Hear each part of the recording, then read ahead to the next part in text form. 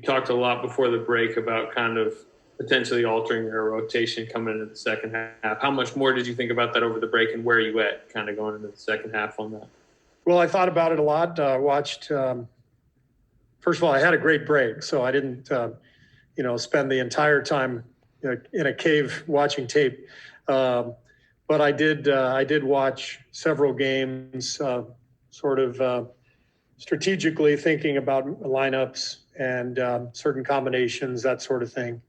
And there will be some changes in tomorrow night's game. I'm not going to tell you what they are, but there will be some rotational changes for sure.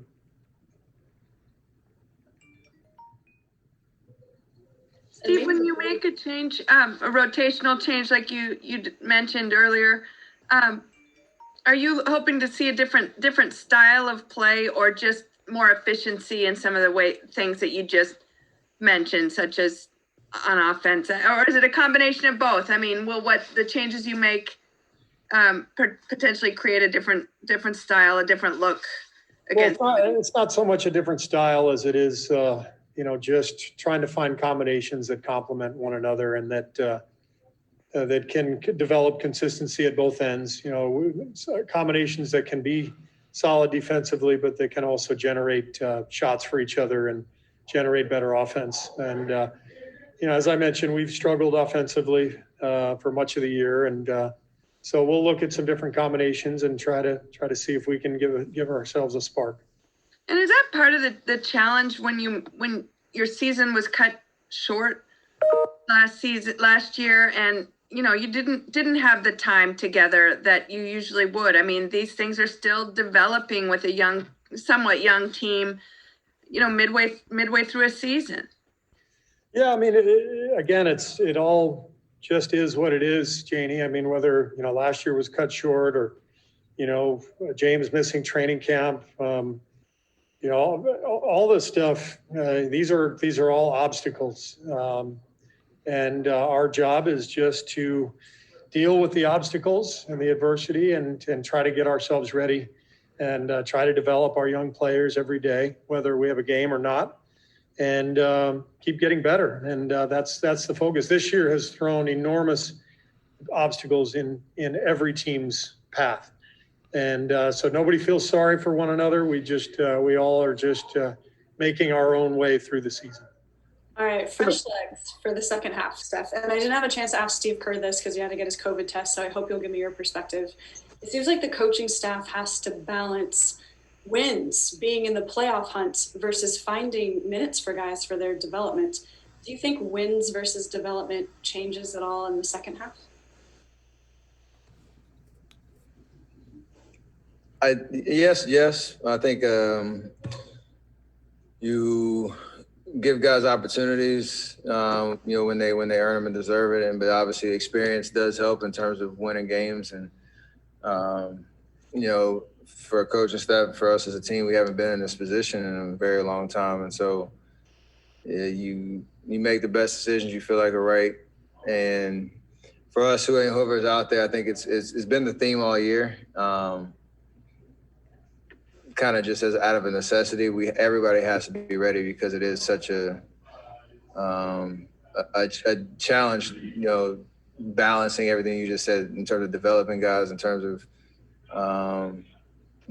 managing minutes and all the things that you kind of have to go through 72 games. So I'm sure there'll be different decisions in the second half to get to the point that we understand where we are in the standings. We understand what the schedule looks like and what we need to do to get to where we want to be at the end of the season.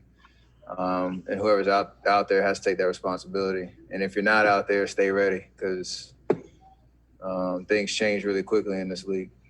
I was wondering how much of Jordan Poole's performance you caught, if you saw the Phoenix game, and what you think of his game and what he can potentially bring to you guys. He's gotten better. I think he really took advantage of the time down in Orlando and got his confidence is always there, but got reps where you could build that confidence into actual production and consistently over game after game. And I think that confidence showed in Phoenix. I saw the whole game. I think he played decisively, took the shots he felt like he could make.